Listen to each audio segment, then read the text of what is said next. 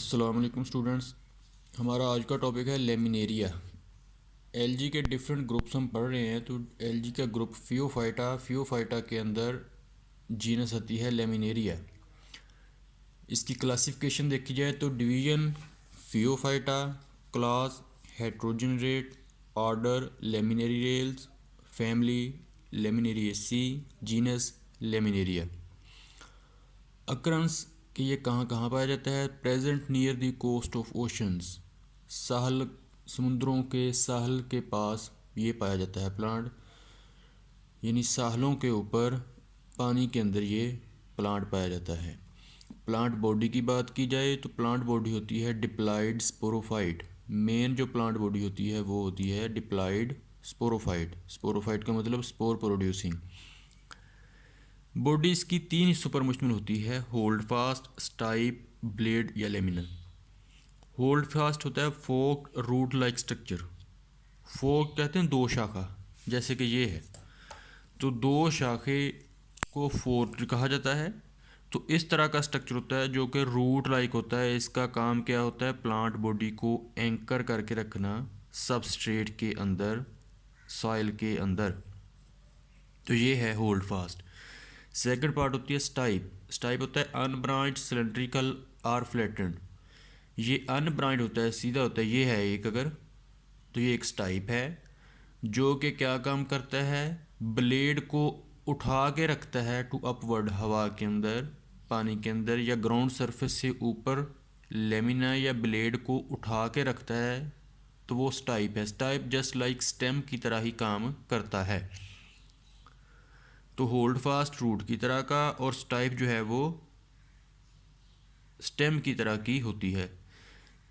Stem की तरह का एंड रूट की तरह का पार्ट्स होते हैं। रूट या स्टेम नहीं से कहा जा सकता, इसलिए इन एलजी की बॉडी को थैलस कहा जाता है। तो होल्ड फास्ट रूट की तरह का, स्टाइप स्टेम की तरह का। स्टाइप जो है वो फ्लैटेंड यानी चिपटी हुई हालत में या सिलेंड्रिकल या गोल हालत में हो सकता है। और थर्ड फॉर्म है ब्लेड या lamina, leave like structure on the tip of stipe. Stipe के ऊपर एक लीव लाइक स्ट्रक्चर पाया जाता है जिसको लेमिना या ब्लेड कहा जाता है। ये लेमिना की वजह से ही इस जीनस का नाम भी लेमिनेरिया रखा गया है। स्टाइप के ऊपर टिप पे और ब्लेड के शुरू में जहाँ पे ये जंक्शन बनता है, जोड़ बनता है स्टाइप और लेमिनेरिया के दरमियान, वहाँ पे मेरिस्टेमेटिक सेल्स होते हैं। ये मेरिस्टेमेटिक सेल जो हैं उनकी डिवीजन से फिर ग्रोथ में इजाफा होता रहता है। स्टाइप जो है ये continuously through out the life grow show करवाती है, लेकिन लेमिनेरिया एक बार जब ग्रो हो गई, इसकी मेच्योर हो गया, तो फिर इसका साइज़ परमानेंट रहता है, फिर उसके अंदर फर्दर ग्रोथ नहीं होती। लेकिन स्टाइप जो है वो थ्रू आउट द लाइफ उसके अंदर मेरिस्टेमेटिक सेल्स की वजह से ग्रोथ होती रहती है। अब अगर लेमिनेरिया या ब्लेड जो किसे कहती हैं, इसके इंटरनल स्ट्रक्चर की बात की जाए तो इसका इंटरनल स्ट्रक्चर कुछ इस तरह का नज़र आता है, जिसमें सबसे ऊपर वाली लेयर जो है वो होती है क्यूटिकल की। ये क्यूटिकल है सबसे ऊपर वाली लेयर। क्यूटिकल के नीचे एक या दो सेल्ड लेयर एपिडर्मस होती है। ये लेने हैं जो रेड कलर की मैंने बनाए हैं, ऊपर क्यूटिकल ब्लू से और उसके नीचे रेड कलर से जो है ये एपिडर्मस को डिनोट करते हैं। ये एपिडर्मस है। एपिडर्मस के नीचे फिर आगे आ जाता है कॉर्टेक्स। कॉर्टेक्स दो हिस्सों पर मुश्तमिल होता है, outer cortex and inner cortex. अब ये जो सेल्स हैं, सबसे ऊपर क्यूटिकल, फिर रेड कलर में एपिडर्मस और उसके नीचे ये ब्लू कलर में ये जो बड़े सेल्स हैं ये कहलाते हैं आउटर कॉर्टेक्स। आउटर कॉर्टेक्स के सेल जो हैं वो साइज़ में बड़े होते हैं। आउटर कॉर्टेक्स के अंदर यानी इनर साइड पे छोटे सेल्स होते हैं। ये जो रेड सर्कल से बनाए हैं इनको कहा जाता है इनर कॉर्टेक्स। इनर कॉर्टेक्स जो है वो स्मॉल सेल्स पर मुश्तमिल होता है, यानी कॉर्टेक्स दो हिस्सों पर मुश्तमिल होता है।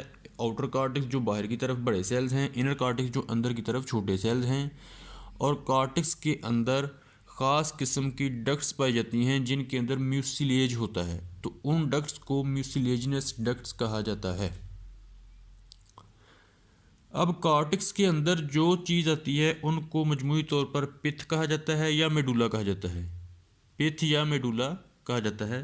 पिथ या मेडुला दो हिस्सों पर मुश्तमिल होता है, दो किस्म के फिलामेंट्स पर मुश्तमिल होता है। उनको फिलामेंट्स भी कहा जाता है, बाद हाइफी भी कह देते हैं, लेकिन ज़्यादा अप्रोप्रिएट वर्ड जो है वो फिलामेंट है।